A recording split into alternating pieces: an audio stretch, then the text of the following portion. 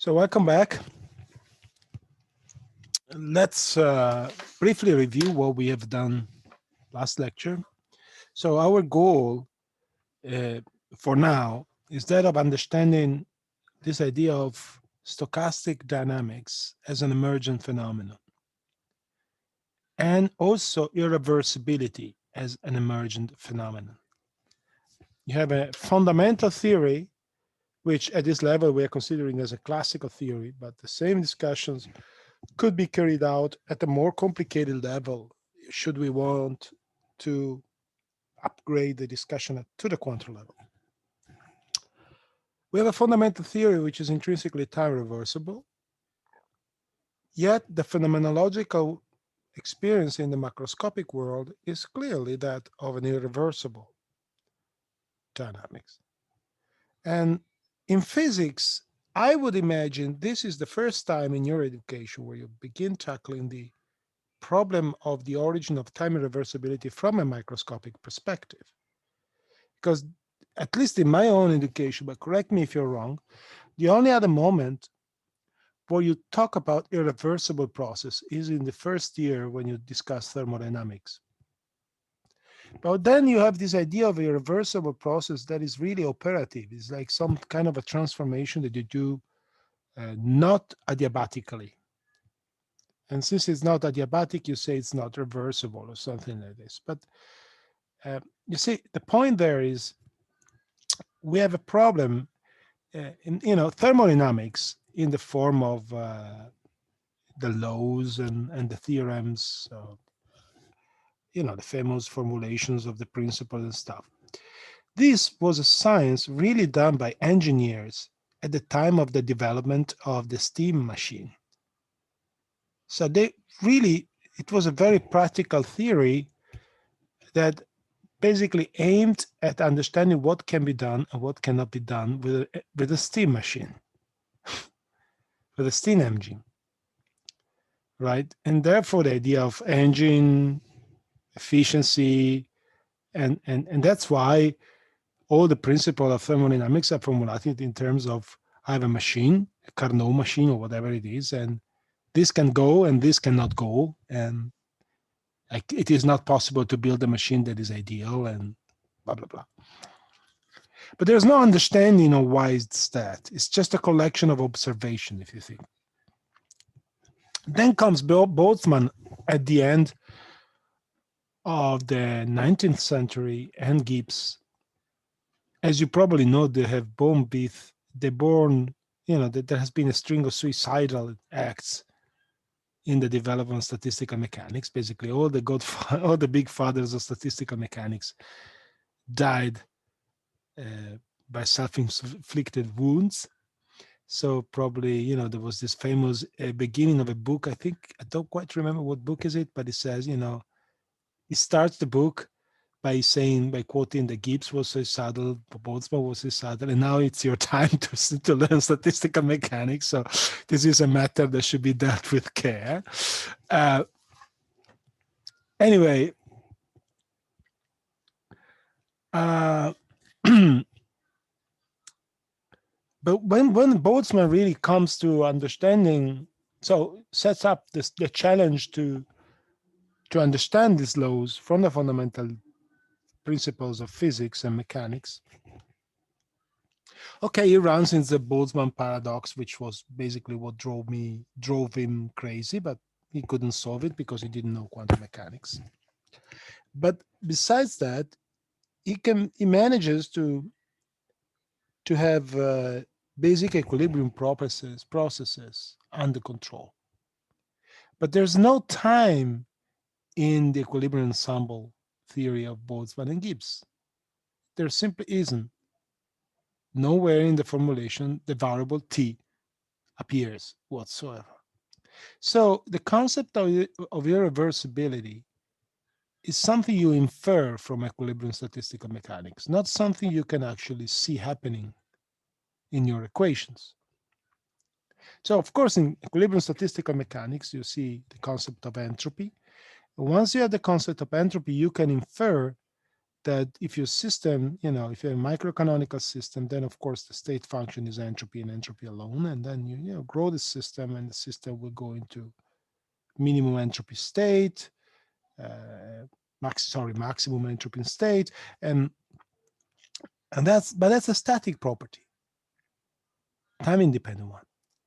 So Boltzmann theory does not give you an explanation how things become irreversible, how the time direction, preferential time directions gets developed. Okay? While even the simplest model you can think of for dynamics of a system coupled to a bath, that is the one that we discussed during the last lecture, relatively soon develops this idea of decouplings and this idea of effective friction as an emergent phenomenon. And it's quite interesting that you do need the thermodynamical limit and a decoupling in order to be able to sort of pull out simple viscous force out of the coupling with the bath. So where we finished our lecture last time was by defining this effective equation. This equation contained new terms. Oops.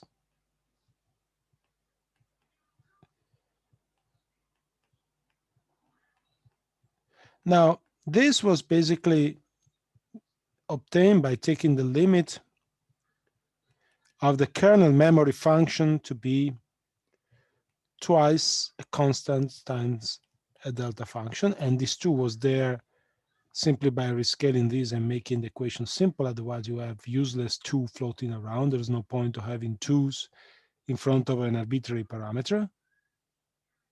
And this is really called the friction coefficient.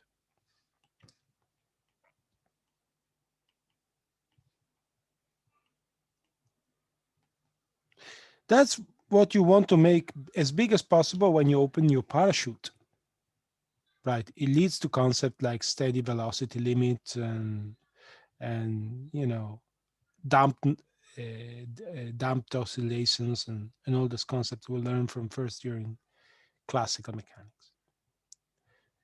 Okay, so that is describing the outflow of energy from your system to the bath. And we closed last section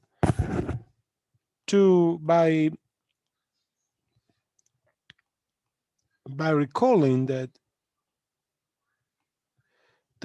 we also need an inflow of energy from the system, from the bath to the system, if we want the system to reach a final balance of what comes in and what comes out. Otherwise, it got bankrupt in energy, and in other words, it freezes. Okay? So we had an explicit expression for this force in terms of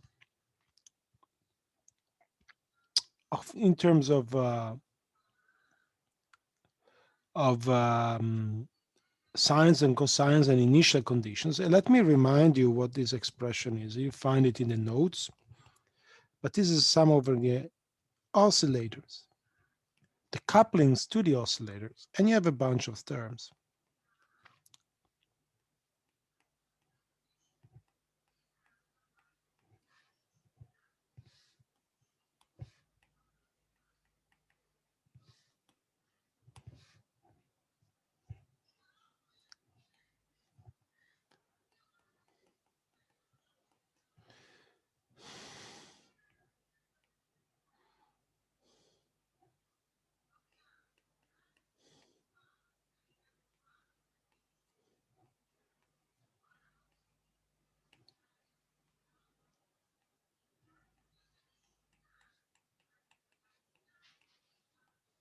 Okay.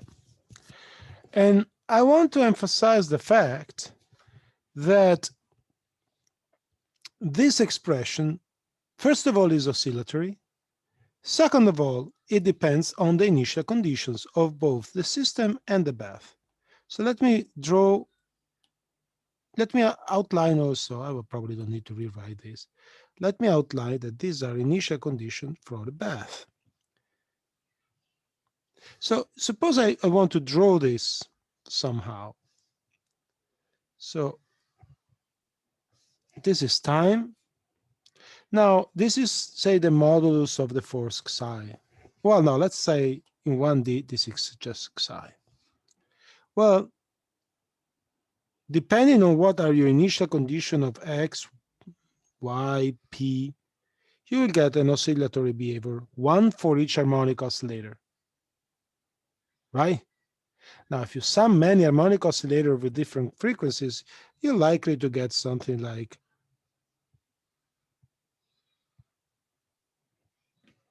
some weird function, which typical oscillations are of the order of the typical values for the omega alpha. There will be some shorter scale oscillations because you have also higher Fourier components, right?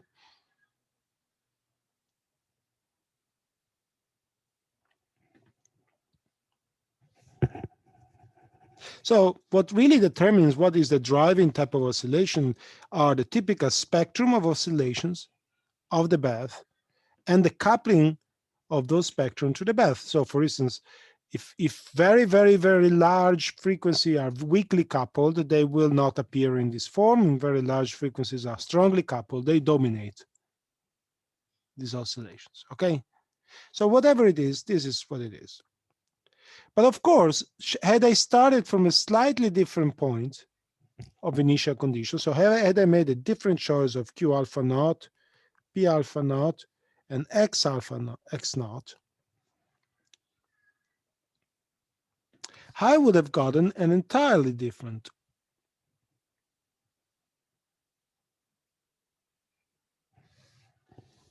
force at time t.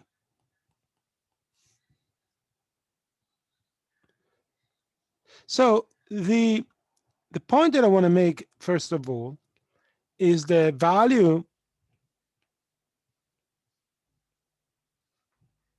the force psi at time t can only be predicted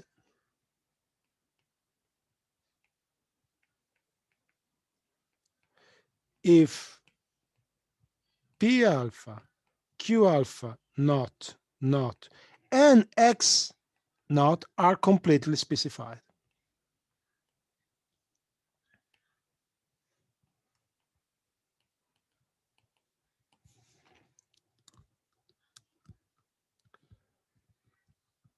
Okay? Now, clearly, the very, very essence of statistical mechanics is the fact that you can never specify a large number of initial conditions, a thermodynamically large number. You cannot control all the variables of the system. And that's why you even define statistical mechanics. Do you agree? So the very point of statistical mechanics, and we don't know this, we may probably know the initial condition X, but we certainly don't know Pi and Qi. As a result of which, we cannot predict the force at time t. However, we can estimate other things. So first of all, we can estimate its average, and it's basically its variance, or stated more precisely, its time correlation. But before we do that, let me now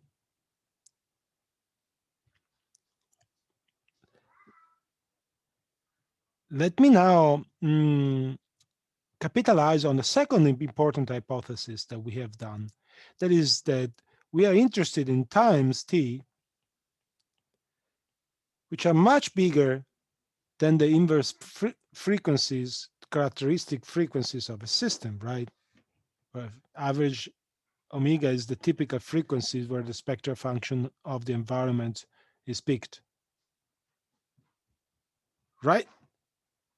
Because that's the famous decoupling we used already to Taylor expand the noise function, the kernel, the memory kernel. Now, if I do that, then really mean the situation is more like this.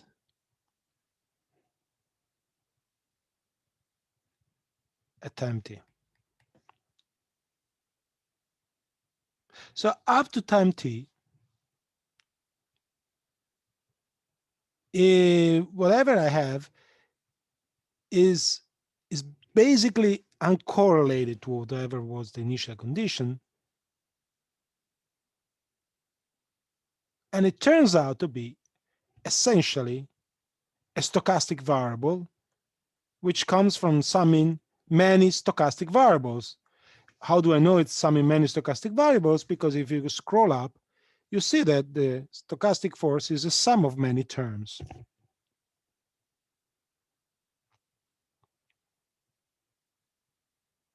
So even at this level, it's clear the central limit theorem tells me I cannot control what happens in t, but I know it's going to be something that is an extremely small time correlation function, because all these oscillations are very fast compared to the dynamics that I have. And I know that it's basically a Gaussian noise. Okay? So the only last thing that remains to be done is to compute the time correlation function of this. And what I can do is to compute this function, where the average is performed over the initial condition.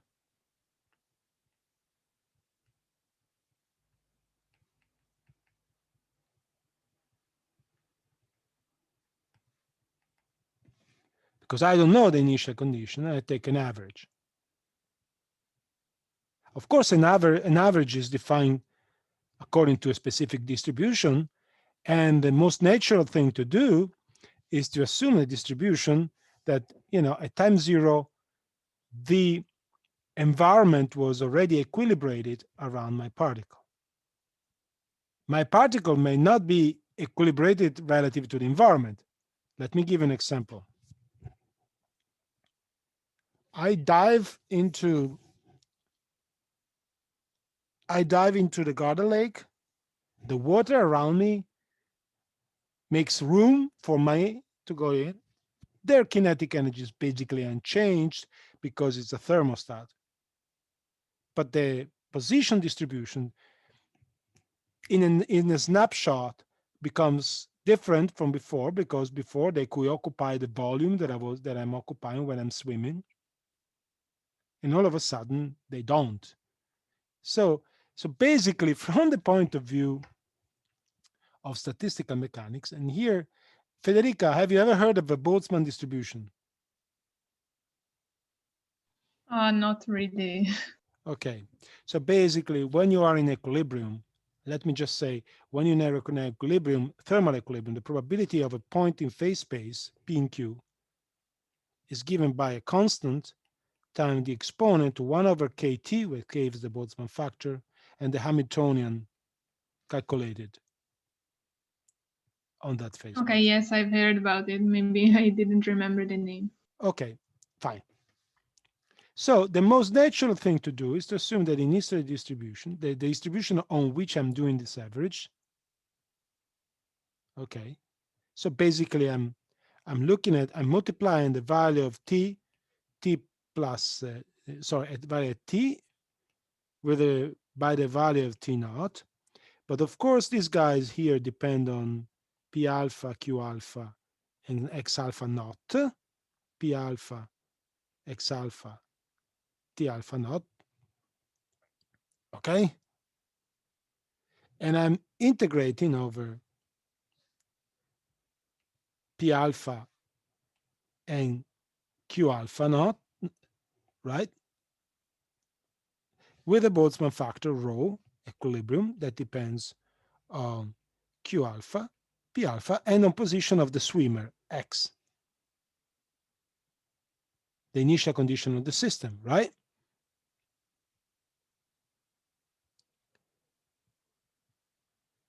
And you're assuming an equilibrium distribution, and this equilibrium distribution will be some kind of excitation function with 1 over kt sum over alpha, and here I'm just plugging in initial Hamiltonian p alpha square over 2 mu alpha. There's a couple of typo here and there in the notes I'm noticing now, plus 1/2 mu alpha cancel. Now this is the part that mu alpha omega alpha squared q alpha squared minus c alpha mu alpha omega alpha x. Well, x is the initial condition. Okay, let me write it a little bit better. I'm being a little bit too bad in writing, so maybe I can use this.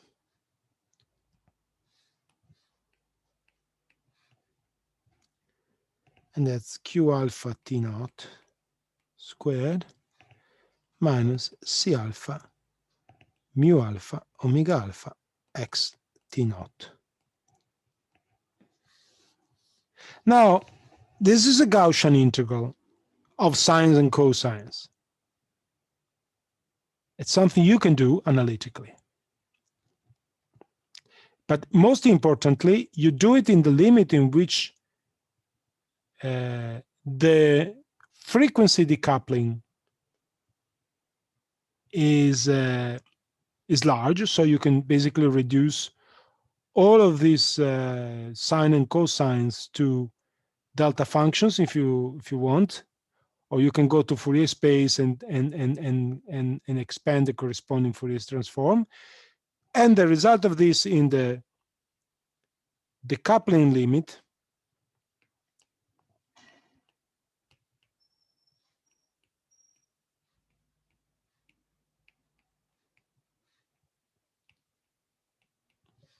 is that you can evaluate in a simple form the properties of the stochastic force.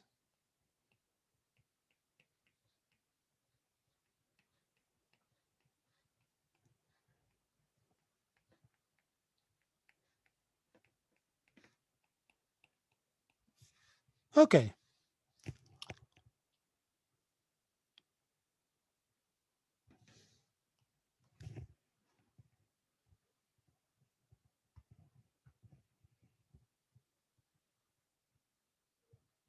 So in the end, this property plus my original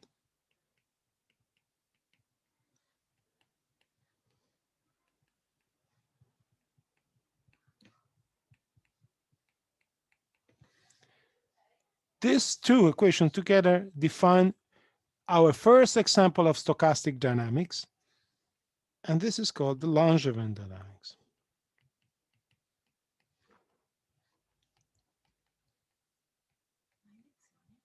Ti ho detto che la lezione finisco alle 1.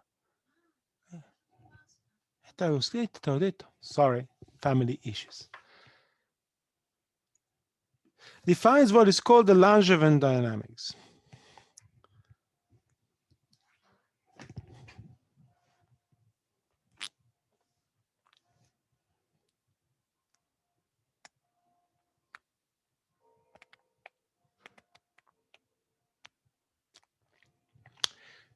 So this is already really one of the big results of this course, because while at the moment the implication may not become striking to your eyes, may not be striking to your eyes, the applications of this result are very deep and widespread in physics. It's a simple extension of Newtonian dynamics that accounts from fluctuation dissipation, thus irreversibility. So basically, it's a very effective way, is an effective theory for dynamics in the presence of a heat bath. It's a very effective way to coupling your system to heat bath. Okay?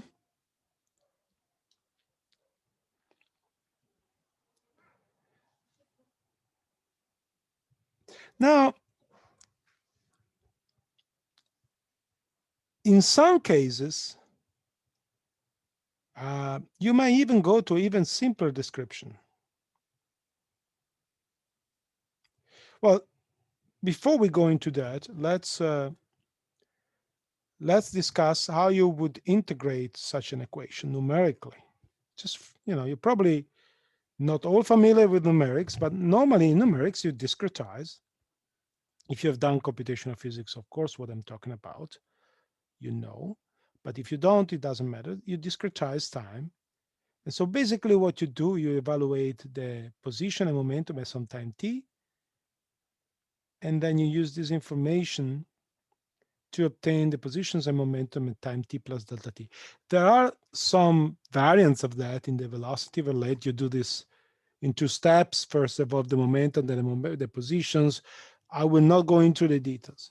But the essential point here is that, with the exception of this term here, the first term is something you can integrate with any numerical integrators of Newton equations without changing anything in your code, so to say.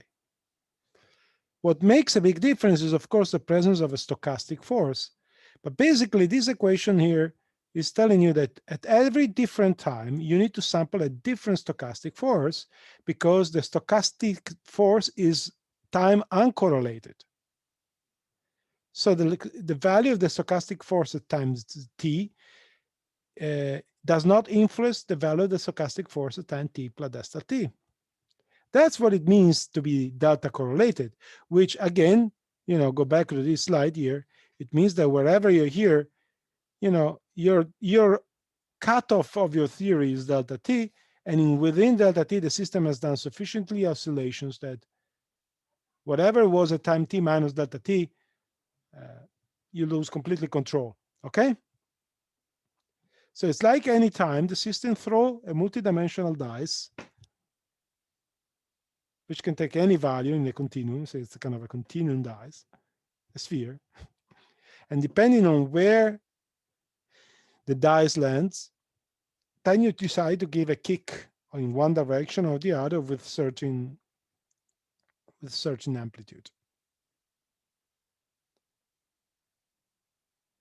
You can immediately see that Brownian motion is already encoded in this, right?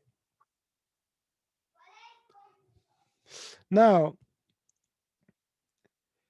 under certain conditions, you can do even better than that. You can actually further simplify the problem. And that's what I'm going to call the overdamp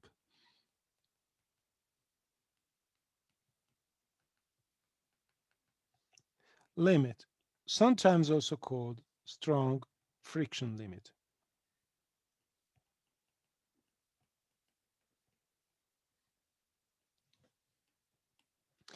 So to understand what I mean, let's take the Fourier transform of our Langevin equation. Well, I get minus omega squared, the Fourier transform of x. Then I'll get my Fourier transform of the potential, the gradient of the potential, which I don't bother to write for the moment. It is what it is. Okay? Because the Fourier transform, unless it's an harmonic oscillator which gives a linear force, in which case the Fourier transform is trivial. For any other form of the force, of course, the Fourier transform is a complicated functions that depends on the specific form of the force, right? So I don't bother writing that. But I do bother writing the friction term, and I formally write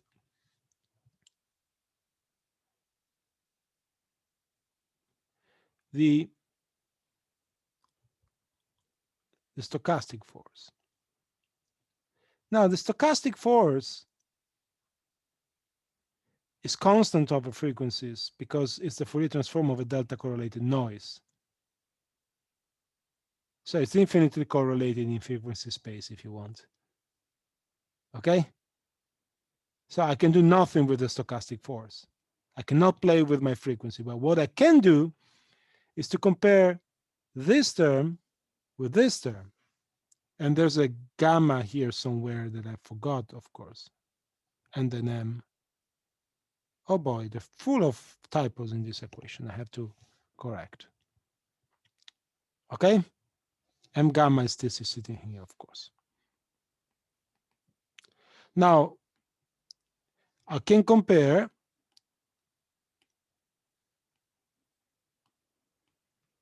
this term with this term because they all multiply x.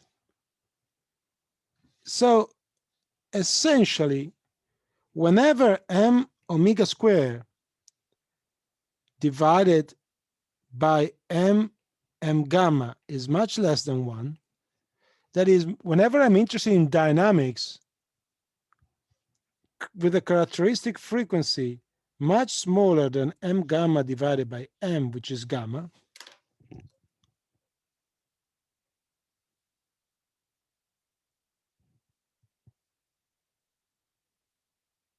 then I can completely neglect this term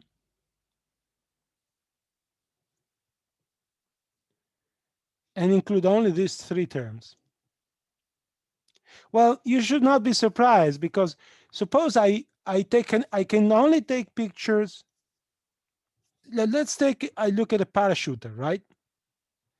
And my parachuter has a velocity that reaches a steady velocity limit. We know that. So I start from 0, and then it gets my famous velocity as a function of time, right?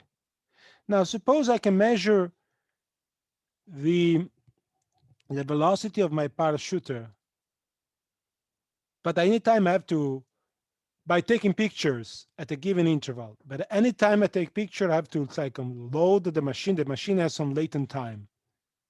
So let's say my first picture is here, my second picture is here, and you see the time, my resolution time is much larger than the transient time,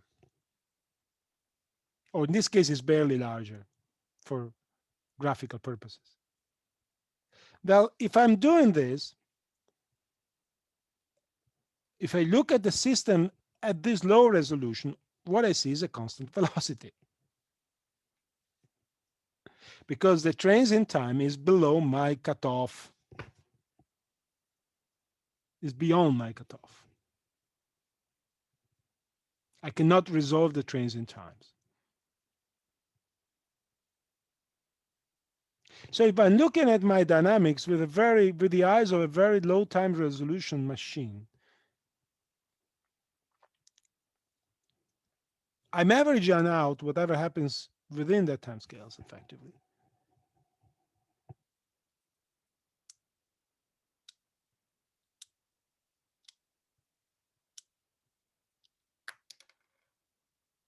And the result is that I can throw away, and the resulting equation that I get is the following.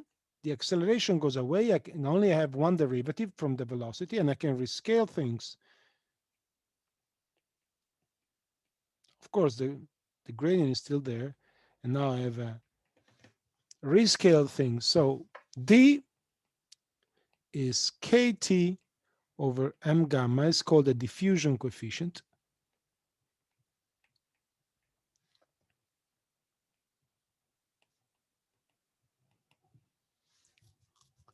And eta is, of course,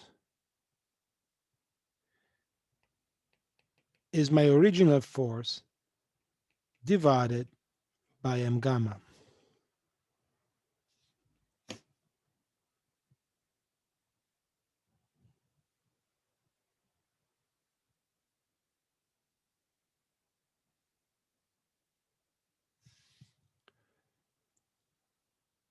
So, this is a way to write it, but of course I can write this simply as 1 over m gamma if I wanted to. Not big surprise, right? So if you want to understand how the diffusion, why do I have the diffusion coefficient, you have to wait. If you just look at the equation, divide by m gamma and throw away the acceleration, you immediately get this, right? And then you must say, for a reason that will become clear later, rather than writing 1 over m gamma, I want to write d over kt. And it turns out because D is a very easy quantity to measure. Okay?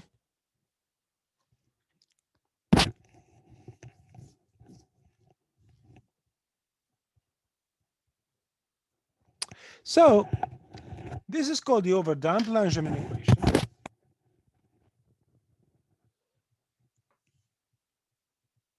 And it's one of the fundamental equations of statistical physics. And we're going to use this and discover it has incredible properties.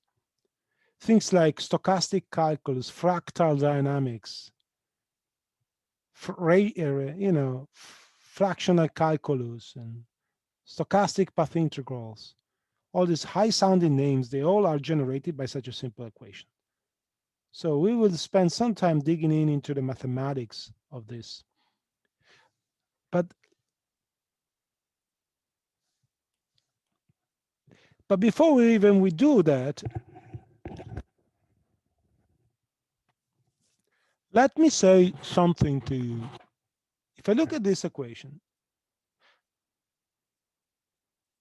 first of all, you should be shouting at me. Because, let's look at the right-hand side. From the point of view of mathematics, what are the properties of the function eta? Let me be more specific. Is it a continuous function? Is it a differentiable function?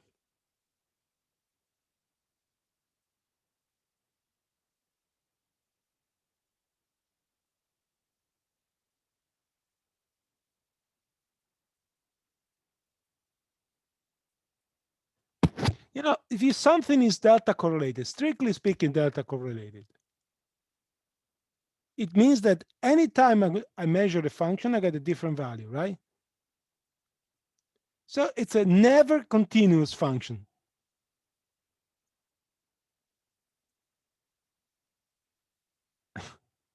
It's really the most horrible beast you can imagine from the point of view of theory of functions. A function that takes a random value every point, and it's completely uncorrelated from the previous.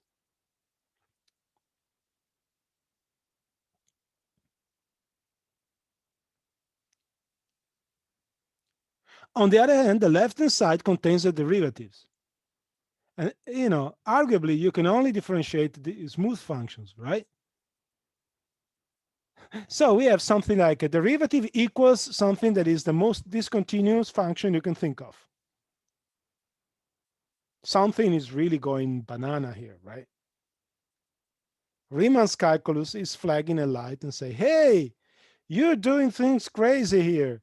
Something doesn't work. But we've been there before, guys. At the beginning of this course, mathematics was shouting at us, remember?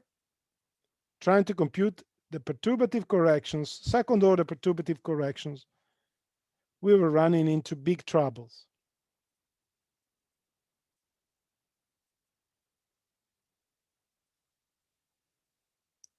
And what we understood there was a big lesson. We didn't have the right to send the cutoff to infinity or to zero if it's a time cutoff, not an energy cutoff, okay? Because otherwise our theory would be invalid beyond a certain limit. And that's yet another situation like this. There are delta functions here. And delta functions, from the physics point of view, they only make sense after you smear them. There's no way you can make sense of a delta function before smearing.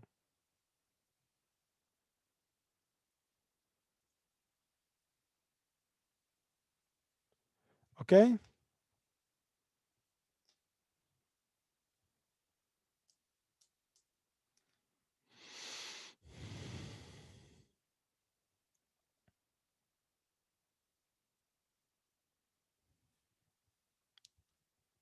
So this basically means that I have to discretize time to a finite amount and allow only finite time intervals, because there's no way I can look at the system underneath a time interval. So what really this equation, I need regularization.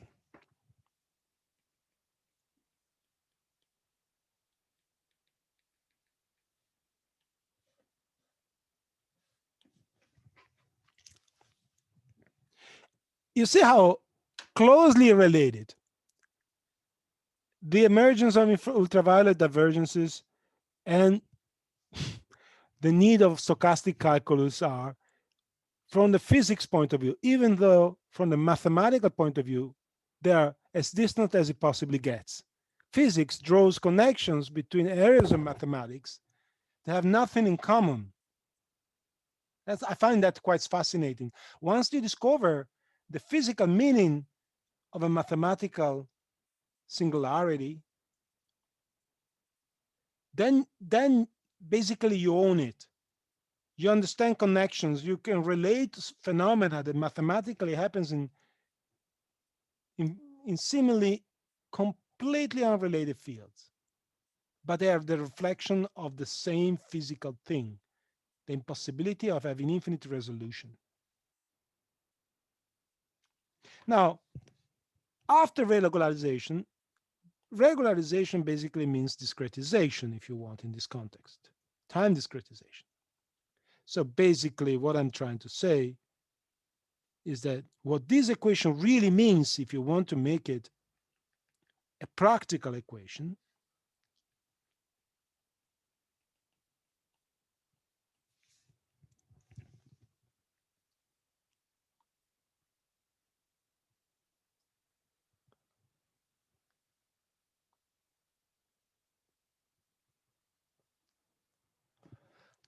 this guy here is called the Wiener displacement, Wiener.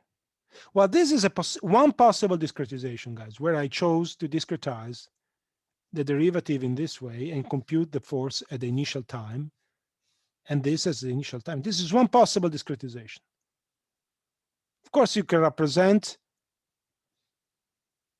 you can define other type of discretized form that in the continuum limit will lead to that expression.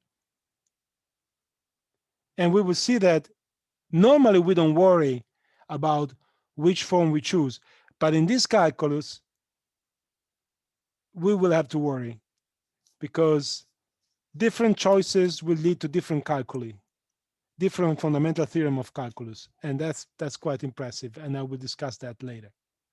Okay? But for the moment, let's just say this is not the only discretization I'm bound to do. It's just one of the many that I can do.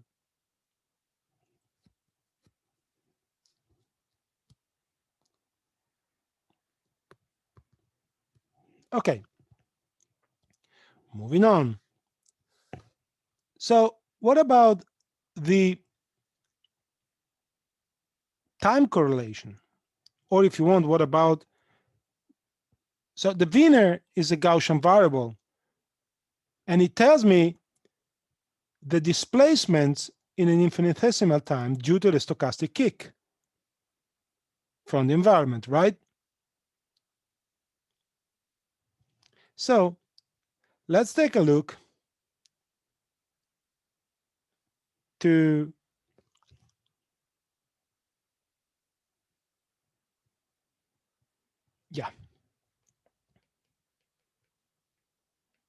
let's compute this. Then obviously this is going to be delta t squared eta I plus 1 eta I.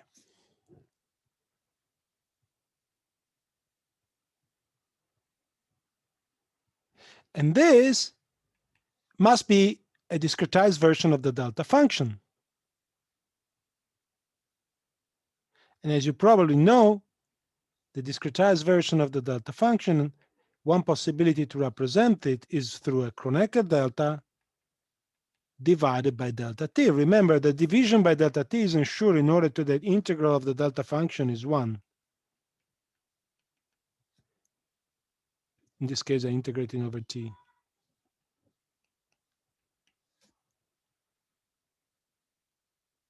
Okay? So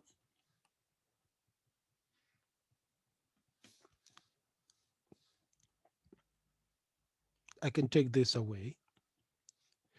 And what this equation is telling me in particular is this interesting formula, which I didn't have before.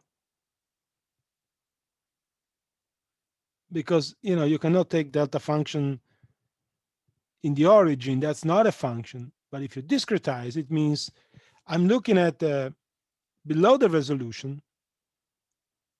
So I'm looking at the square of my Wiener, the average square of my Wiener force, and that's just, oh, of course, sorry, I was forgetting. There's also a factor 2D here. Where does the factor 2D come from? Remember, we have a delta function correlation for XC, but now I want the delta function correlation for eta, and eta and C are related by gamma m. Okay, so once you know this, you know the correlation functions for eta. So when you write this one at this level, I should say the correlation function for the eta is obtained simply by rescaling, and this can be shown to be 2d delta t minus t naught. That's why you introduce ultimately the diffusion coefficient, because it tells you the correlation of the noise. Okay?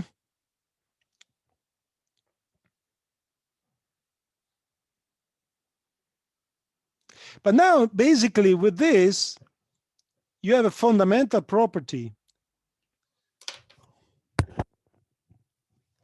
With this, you really have a fundamental property, because what you're learning is that the mean square infinitesimal displacement of a Brownian particle subject only to random kicks in a time delta t is proportional to the diffusion coefficient.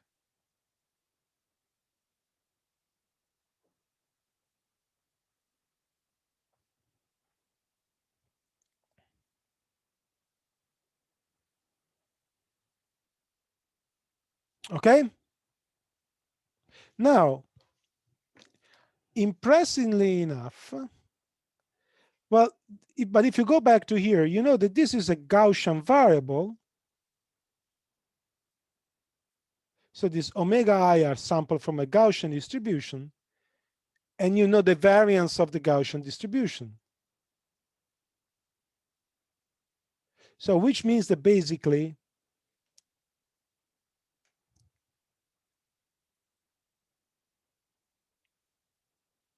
you know how to evaluate, you know how to integrate this equation.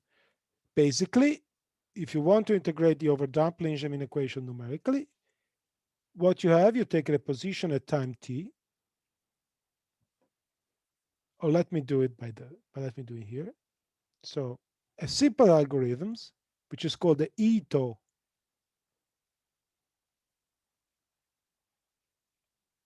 rule,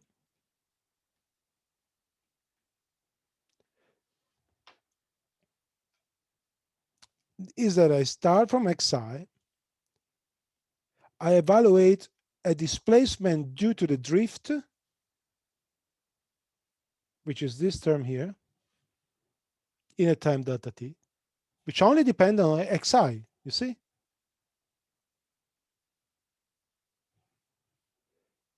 I evaluate a random force by sampling a Gaussian number with variance 2D.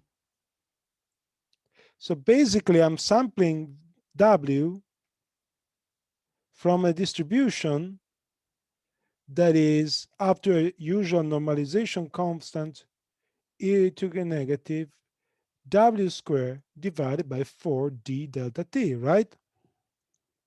Because that's the variance. This is 2 sigma squared, and 2 sigma squared is equal to d delta t. That's what this is saying. Okay? Are you familiar with this basic probability theory, right? Yes. Okay, so you sample a number from a Gaussian with this distribution, and then you add these two vectors. And you get another point. And then you do the same, right? Compute the new drift, compute the new random force. And in the end,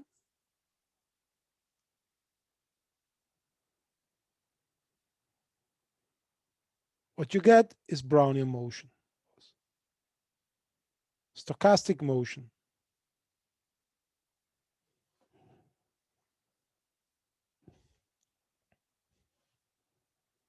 Okay, if I remember well, here is like, normally I would have 2 pi, so it's 4 pi delta t d. I think it's correct. Pretty sure.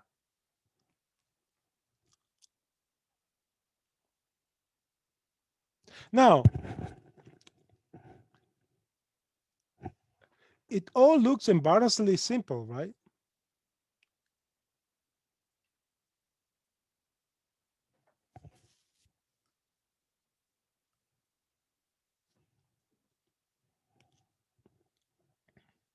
However, like I was anticipating before, this is not the only way you can discretize things.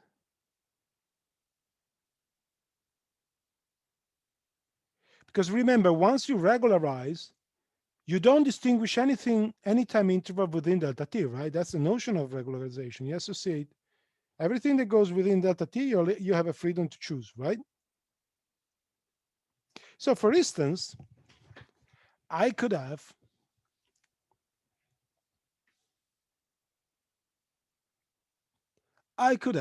chosen to discretize and use a different way, in which rather than evaluating the force at the initial time, I evaluate the average between the initial and final force. Why not? Within delta t, I can do whatever I want. Okay? So I will get like du at I plus du at I plus 1, and maybe Wiener at I. This form is called the Stratonovich or Stratonovich rule. Now, clearly, the Stratonovich rule looks like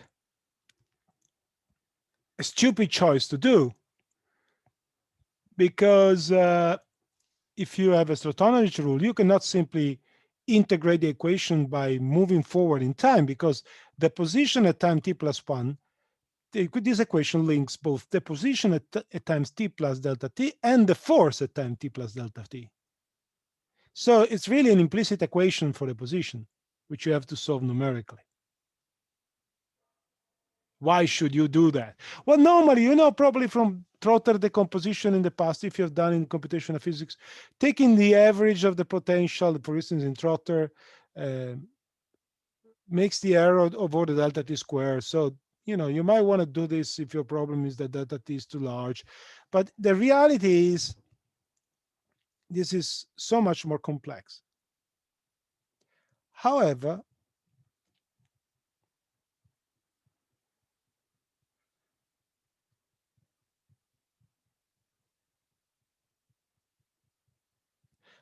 things, are surprisingly complex. Why?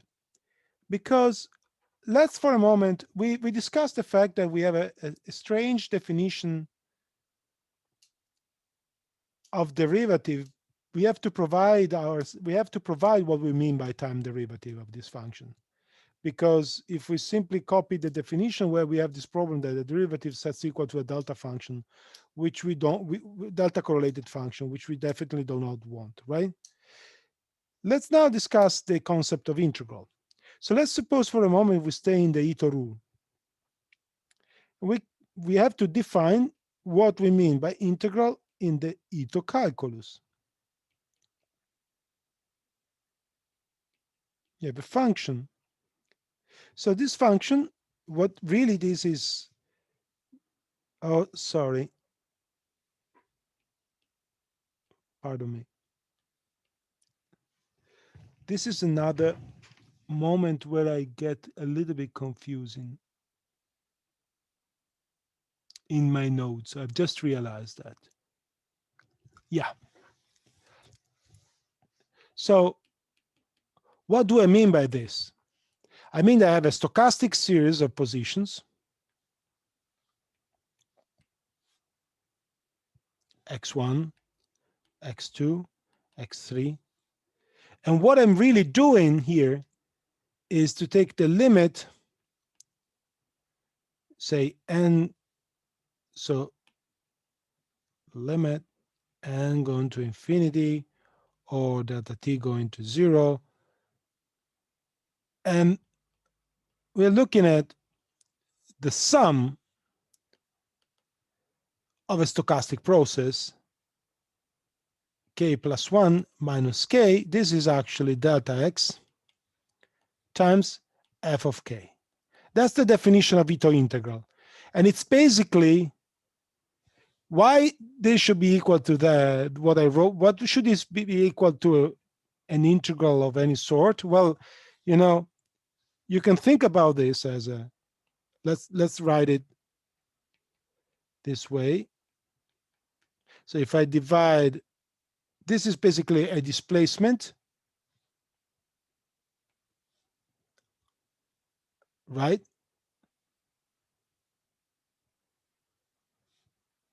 And this is my force.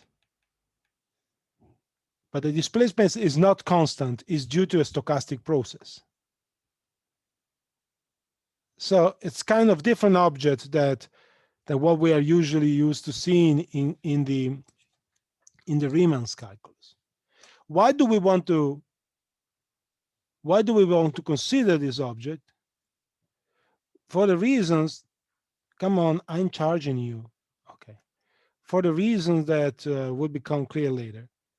But normally, if I interpret this as an integral f in dx, which is not exactly what it is, if this were a smooth function, then clearly this would be an integral in dx, right? However, you see, there is an important point to notice. If this was an integral over a smooth path, if this was indeed an integral over a smooth path, my pen doesn't want to cooperate. So let's do it with this.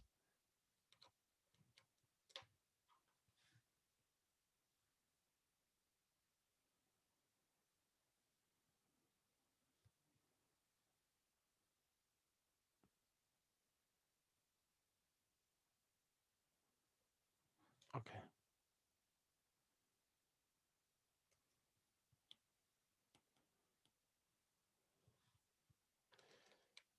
Okay.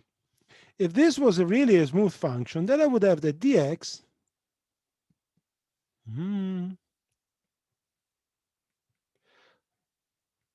would be of order dt, right? Because a smooth function has a well-defined velocity. Correct? But in our case, we know that this is true. You see?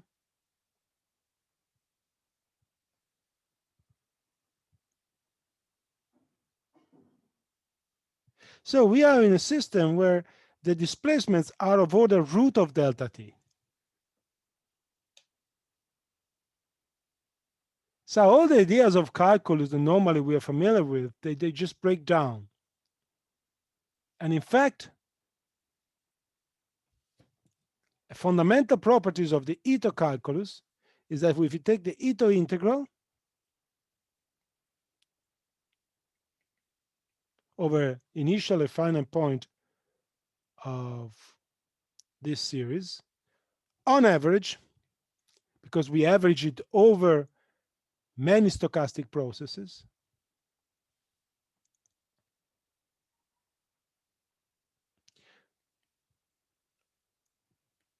going from the initial and final position. So let's say xi, xf.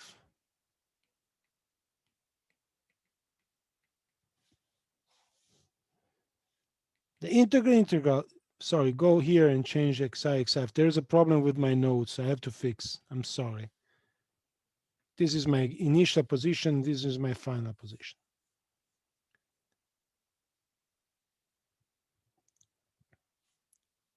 If I take the integral of a derivative, this is not simply the function at the extremes as in Riemann's calculus. This is going to be also, there's going to be an additional term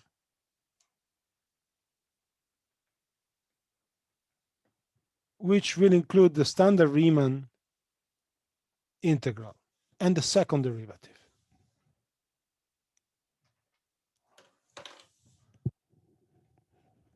Now, this is a fundamental results of stochastic mathematics and stochastic calculus, which we will not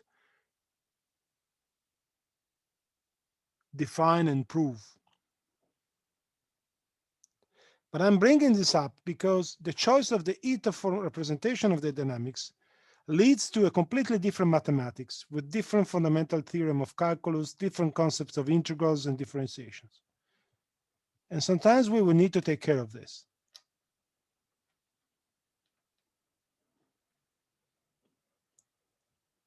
And the reason is that we are not in the ballistic regime where displacements scale with the same order of delta t. And delta t is nothing but the number is a total interval divided by the number of time steps, right? So the displacements don't scale with the number of time steps, they scale with the root of the number of time steps. And this gives rise to a completely different calculus.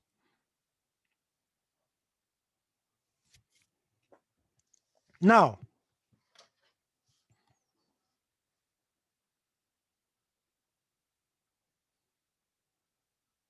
I want to close this lecture by talking a little bit more about Brownian motion.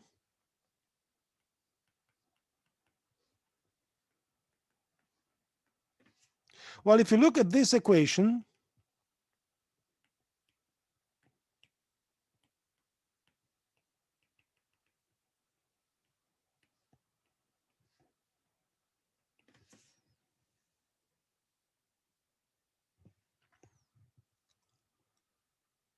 that's the Brownian limit of my, I'm forgetting the force. So I have a particle diffusing on a plane, if you want, or in a one dimension without any force, free diffusion, only stochastic force.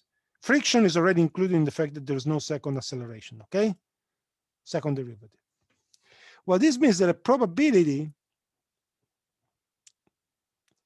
now, since this is a Gaussian, basically, I can define a probability to be in xi plus 1 at time t plus delta t, condition that I was in xi. And basically, this is the definition of the distribution of wi, right? But this is, we just said it before, is 1 over 4 pi d delta t e to the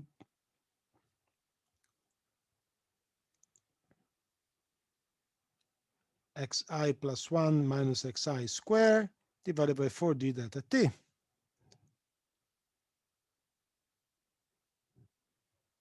Right. I'm basically using this equation to change variable from w to x.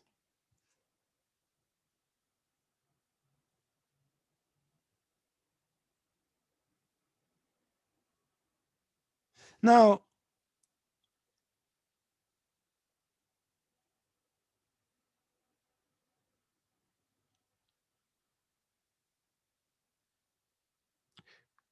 one thing that this equation leads, we already discussed, is that it will give you a way to predict how much on average you move from your initial location due to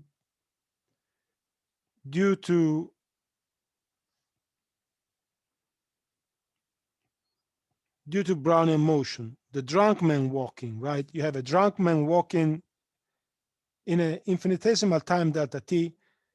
How far will have gone from your initial time? This is going to be something like 2d delta t. We already had this calculation. Now, if you wait a couple of lectures,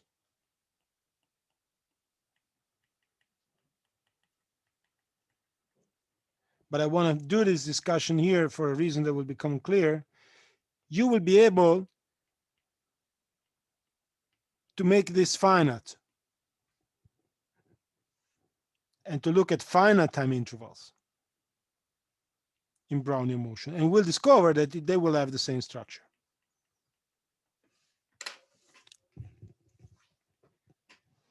And why am I bringing this here? Because this is something you can easily measure. And of course, time is something that you can easily measure. So you can verify that stochastic processes like Brownian motion obey the scaling. This is called the Einstein's law.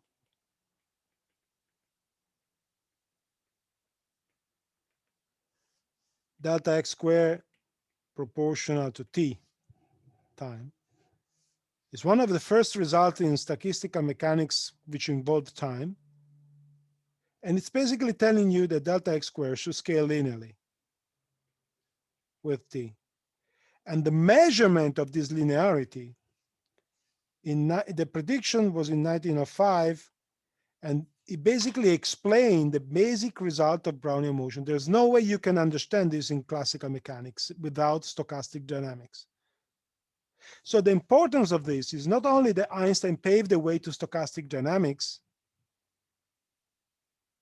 but also that it was the ultimate proof of the molecular nature of liquids, because only assuming random kicks from particles in the fluid, you could explain this linear scaling.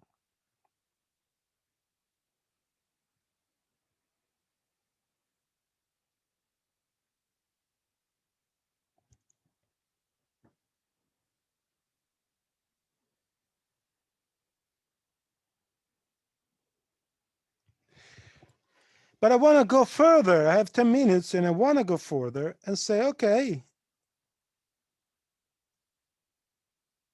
so we understood this, right? So now let's tackle a more fundamental problem, which will ultimately allow us to solve the to obtain this finite time scaling. Let's address the following question. Now, I got hungry. I want to use this. Now, I restore the presence of a force. I reinstall so generic force field, and I keep time finite, and I say, okay, I know I lost the concept of trajectory because of stochastic behavior. So I can wonder, given the fact that at time 0 I was in xz naught, what is the probability to be in xf as a function of t given x naught? What is the probability of ending up here or here or here? That's basically the equivalent of the propagator for stochastic problems, right?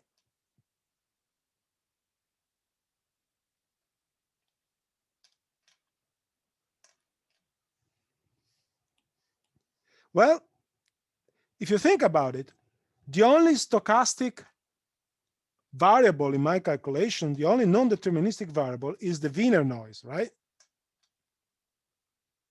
Now, if I were to specify exactly the so where I will end up to be is uniquely determined by what was the sequence of noise that I experienced, because that's the only indeterministic character of my equations. Okay, so to answer this question, let me just ask a previous question. It is, what is the probability that I get like a particular sequence of random noise?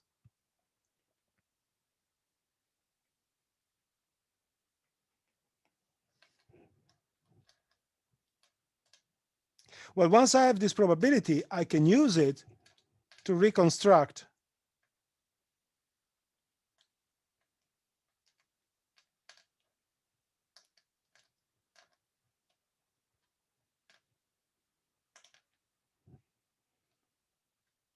okay?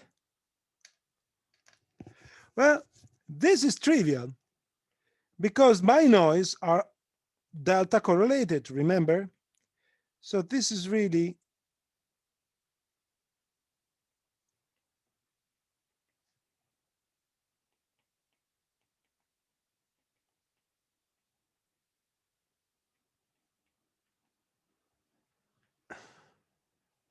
right.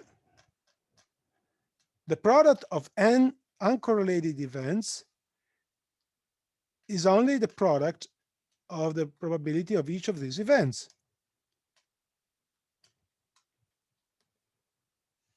But then I can use the Langevin equation, this equation here,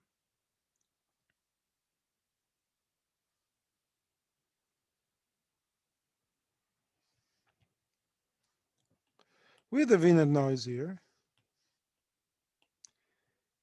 to write the noise as a function of these variables, right? A change variable, if you want.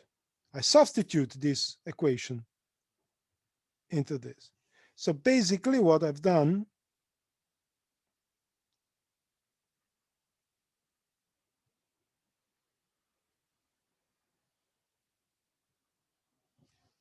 is to address the problem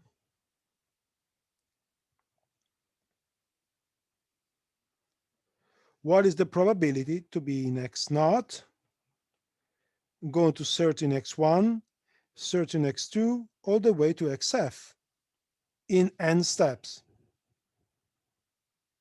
And this is simply 1 over root 4d delta t to the n minus 1, the exponent 1 over 4d delta t, and it's like xk plus 1 negative xk plus d delta t grad u k divided by 2 square. Ah, shit.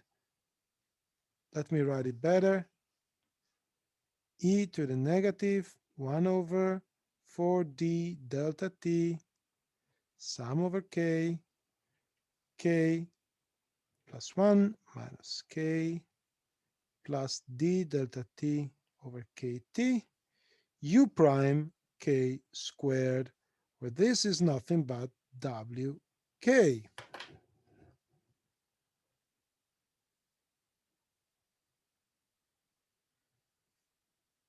Okay? Now, my final probability is one in which I integrate. I'm not interested in everything that happens during the path. So I marginalize with respect to these intermediate variables. So I perform the integral over d1, dx1, dx2, all the way to dxn minus 1 of this probability.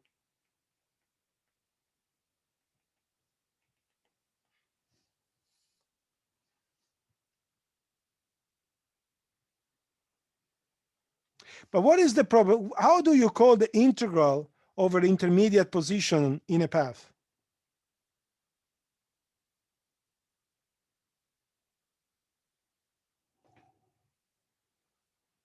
Guys, we already seen an integral. Huh? Path integral. It's a path integral. I'm saying the probability to go into xf in t conditioned to be in xi at time 0 is the path integral over all the intermediate positions of an exponent which contains an action which depends only on the path.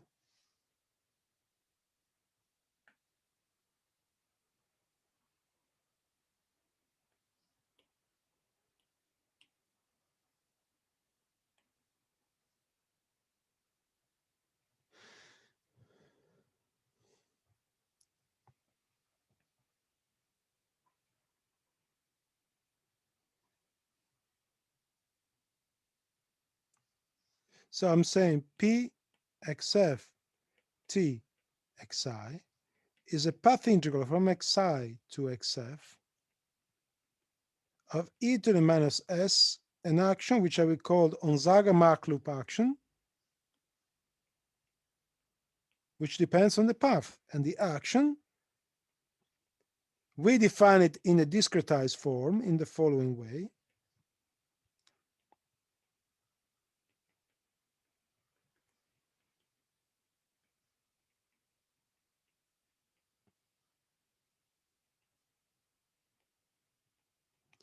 But of course, you can always pull out a factor delta t and make this a time integral. So I can, just as in Feynman's path integral, I can graphically represent notation-wise this as a time integral.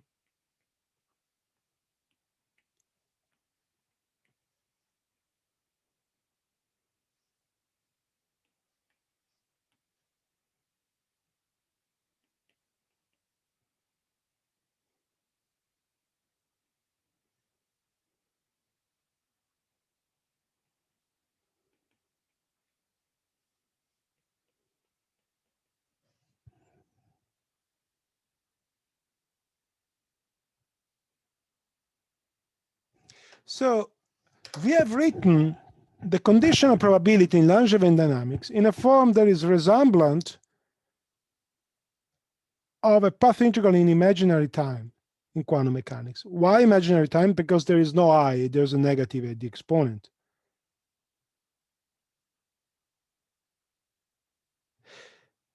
And so the analogy with quantum mechanics, loss of determinism, loss of the concept of relevance of trajectories.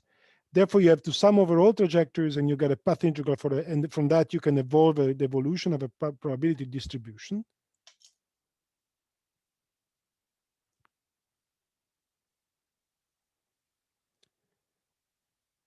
Not surprisingly, a posteriori, not surprisingly, breeds the same mathematics. You can describe that in terms of the same tool, that is the path integral. And just as before, if you want to know what is the probability of finding the particle at time t, and you know the probability to finding the particle at time t naught, all you need to do is to integrate to convolve the condition of probability.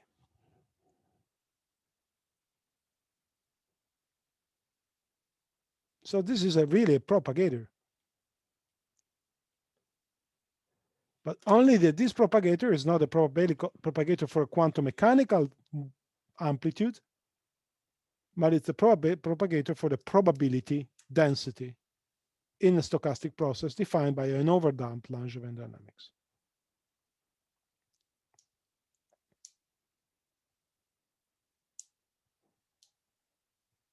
Now, I only mention, I don't think at this point it comes as a surprise to you that if I were to do in the underdamped limit or underdamped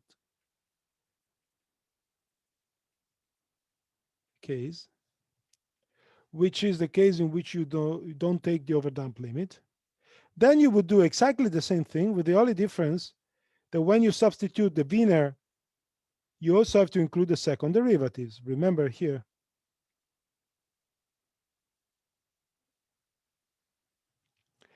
we use this formula. But now we would have to have discretized form of the acceleration, the velocity, and blah, blah, blah, right? Well, it turns out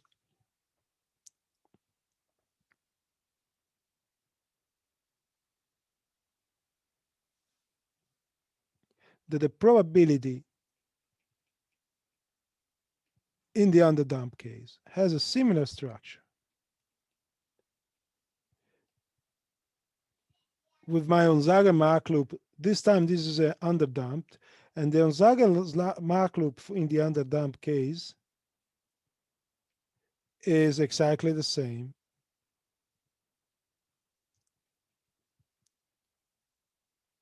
I think I have beta, m, gamma. I think I have a beta and a gamma, but beta is 1 over kt. And then I have mx dot minus m gamma x dot plus grad u square. And the reason I have the same structure is that I did do exactly the same. I first compute the probability of a given time series, and then use the discretized form. Of course, what this really means is xe plus 2 plus e plus 1, e minus 1 minus 2 xe. That's the acceleration. And this is, of course, xi minus 1, for instance, right? So what this expression means is the discretized part of counterpart. So I would stop it here. There are a couple of things we did not discuss, and I would just mention, you find it in the notes. When we were going from the Wiener to the path, we were effectively changing this variable inside an integral that is a corresponding distribution, right? Okay, whenever you do that, it comes with a Jacobian, which we didn't mention. Well, it turns out that the Jacobian of that change of variable is unity, because it's a determinant of the upper triangular matrix. So you don't have a Jacobian, but you might wonder, where is the Jacobian gone? And I think I would stop here for the moment, because I think it's a good point to stop. Now, there seems that we have achieved a very large correspondence between statistical mechanics and quantum mechanics. It turns out in the next lecture, it will appear that the connection is even tighter. And it's actually possible to write stochastic dynamics exactly in the form of quantum mechanics in imaginary time,